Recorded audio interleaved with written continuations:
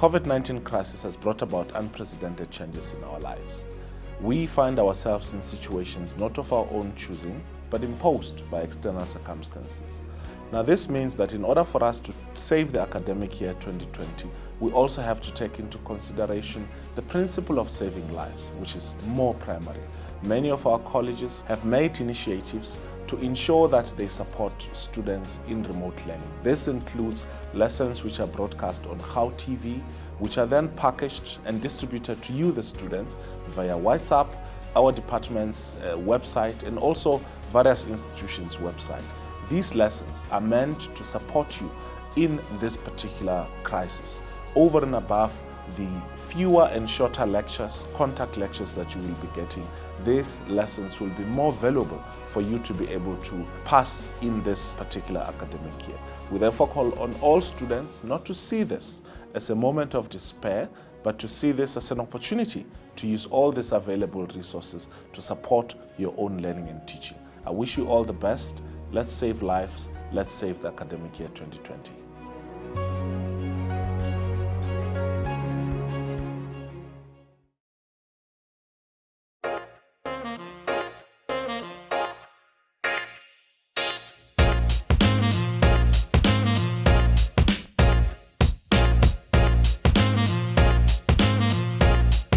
Greetings to the viewers.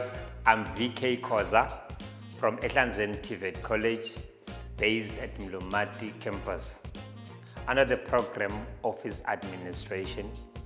Today I will be assisting you with New Venture Creation Level 3. You will still remember that New Venture Creation Level 3 consists of 4 modules. We identify the internal and the external stakeholders, the selected structure within a workplace or organization, the basic human resource or HR principle in a new venture, and the implementation of the business plan or business operation. But for today, we're going to be looking at the basic HR in a new venture.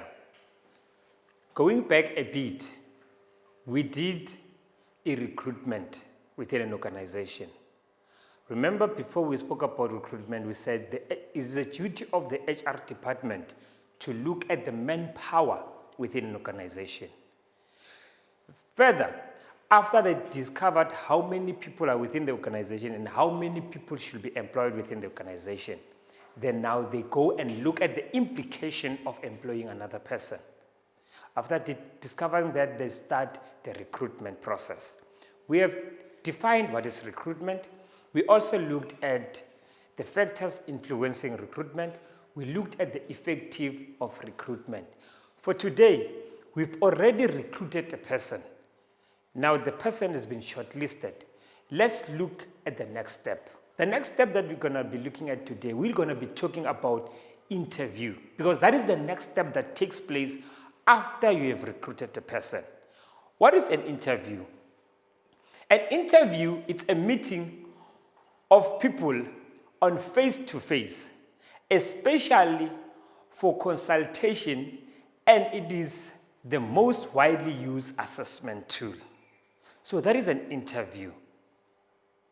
Now, it is conducted by competent people, and the result obtained is useful. Why do they become useful? Because the people who were conducting the interview are competent.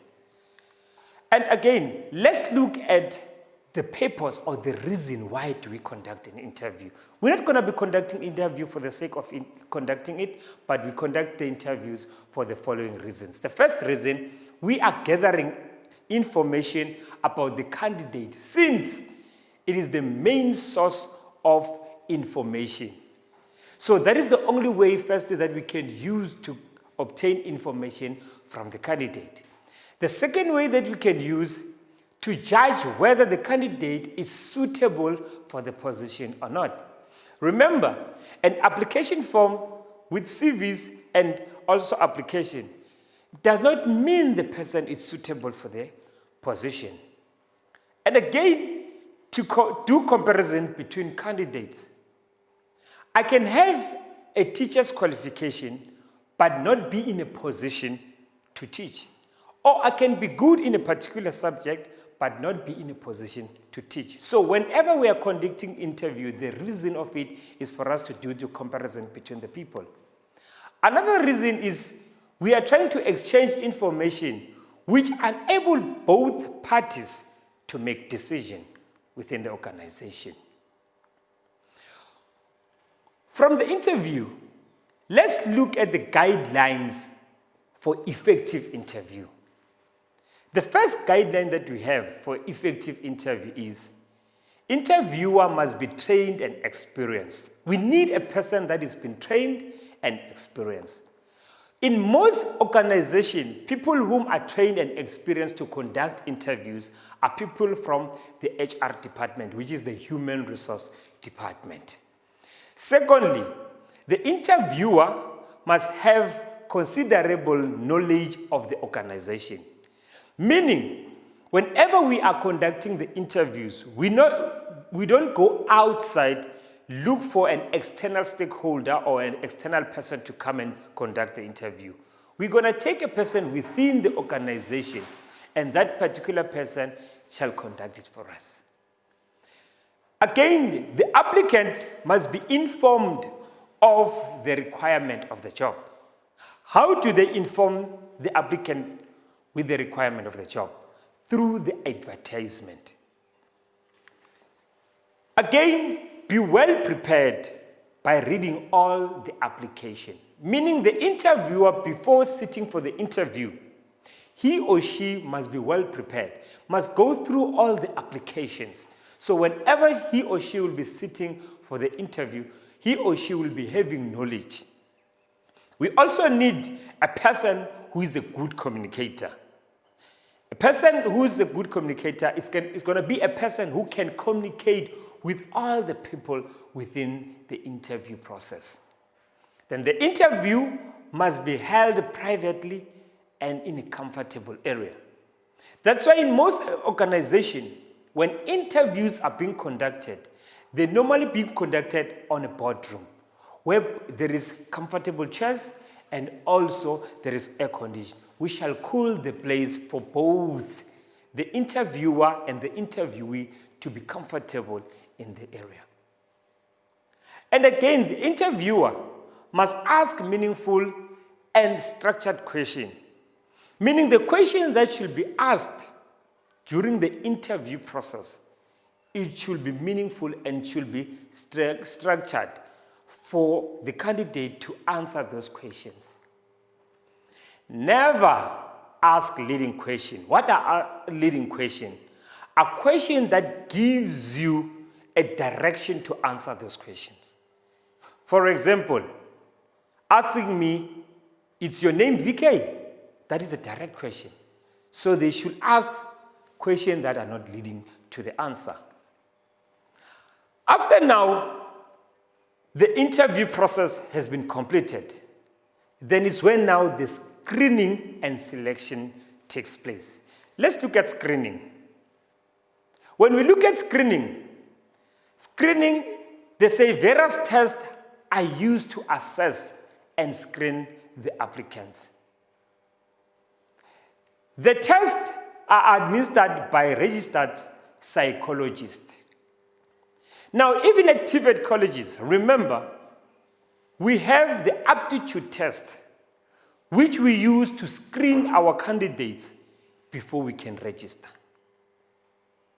When you pass the test, then an employment is offered to you. Same to the TVET colleges. When you pass the screening test, then you move to the next table to do the registration. And when you accept, you are then offered with an employment contract, which is found under the Basic Condition of Employment Act. The Basic Condition of Employment Act is one of the acts that governs the employment of staff members within an organization. Now, let us look at the job profile versus the employment contract. Remember we said, after the candidate have accepted employment, he or she must be offered an employment contract. Now, what is an employment contract? An employment contract is a signed agreement between an employer and an employee at the time the employee is hired or at the time the employee is being employed. Now, the employment contract is one of the most important tools to be signed because it outlines the expectation from both parties, which is the employer and the employee. And it also protects both parties from those expectations from them and lock in price that will be paid for the service that will be rendered by the employee. Now, when we talk in terms of a job profile is the summary of information about the job for which you are applying for. So there is a difference between the two. When you look at the employment contract, an employment contract is an agreement. But a job profile, it is a what? It's a summary of the job. So this one is being signed by the employee, though it's been compiled by the employer. This one is being compiled by the employer and signed by the employer. So there's a difference between an employment contract as well as the job profile. The job profile is used when an advertisement wants to be placed or when the human resource want to evaluate the job. It's when now they're going to use the job profile. An employment contract is offered to the employee after he or she have went through the interview and passed it and is being offered the job. So the employment contract is being offered to the employee or who's been hired, but the job profile is used to prepare for an advertisement. Then let's look at the content which is found under the job profile. Under job profile, the first thing that we find on top is the job title, which talks about that particular job that you'll be performing. For example, a job profile of a teacher or a lecturer, they're going to say job title is going to be a lecturer. That is the job title. Under this job title of lecturer, then underneath, then we've got the job summary, which talks into details about the duties and the tasks that the lecturer must carry. In a lecturer, they will tell him or her about lecturing, preparing the lesson, preparing assessment, and also assessing the students. Then we also have the duties, which outlines the activities that the lecturer must perform. It also needs to look at the qualification of the applicant. It also looks at the post qualifications of the applicant. Remember, we've got the school qualifications that you obtain when you are still at high school, which is the matric certificate. Now, when you talk in terms of post-school qualification, you obtain it at tertiary institution. For example, when you come to a TVET college, the qualification that you're going to obtain when you complete office administration, it's going to be what? Office administration certificate. It also looks at the experience in terms of the job that you must perform. And also look at the skills. And also look at the special demands. then these are the contents that we find under the job profile. Now, let's look at contents that are found under employment contract. Remember, we're still differentiating the two. Now, content that is found under employment contract, the first thing that we're going to find is the name of the employer and the name of the employee. The second thing we're going to find the position title. The position title is the same as the job title. We're also going to find compensation. What are we talking about when talking about compensation? We are talking about the salary or the wage. And we are talking about how are they going to be paying you. Is it going to be weekly? Is it going to be fortnight? Is it going to be monthly? And if it's monthly, it should also indicate when are you going to be receiving your salary. The benefits that you're going to obtain when you enter the organization.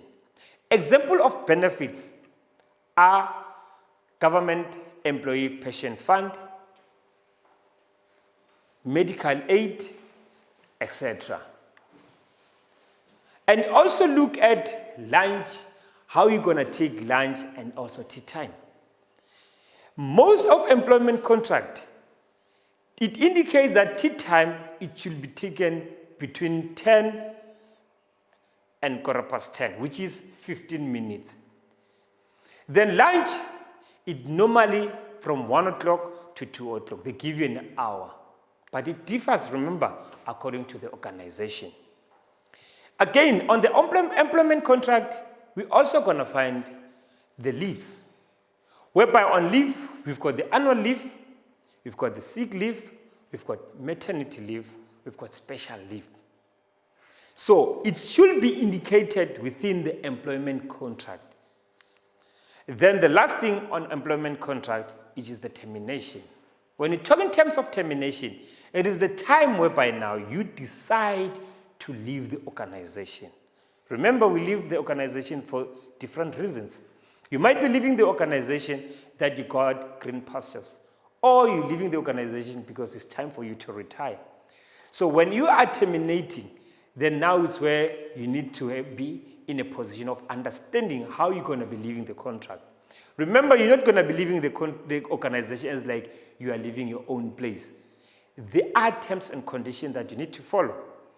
Most organizations, it needs you to serve a notice so that at that period, you are preparing them or they are preparing to get another person to come and replace you.